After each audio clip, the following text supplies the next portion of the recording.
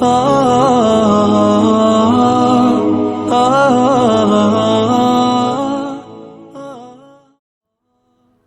الله الرحمن الرحيم.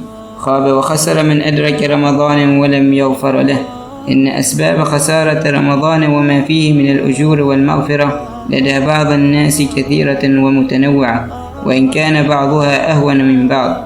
من الناس من لم يفرق بين رمضان وغيره من الشهور، دخل عليهم رمضان دون صيامه ولا قيامه فأعرضوا عنه تماما تهاونا لا جحودا، وخرج من رمضان بلا تأثر ولكن بالحسرة.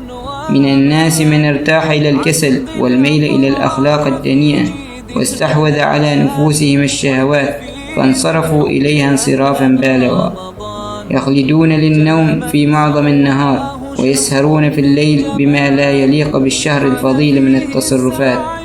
من الناس من يمتنع عن الطعام والشراب والشهوة في نهار رمضان دون الامتناع عن الكذب والغيبة والغش والنميمة. من الناس من أثر فيه الترف وألهاه ذلك عن القيام بالأعمال الصالحة كما ينبغي، وجعل أمر التسوق مقدما فيطوف الأسواق ليلا ونهارا.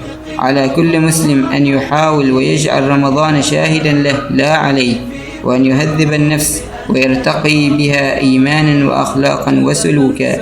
ومن فطن لهذه النظرة الدقيقة مع رمضان هو الذي عرف قيمة النجاح في هذا الشهر الفضيل، ومثله لن يكون من الخاسرين بل من المفلحين.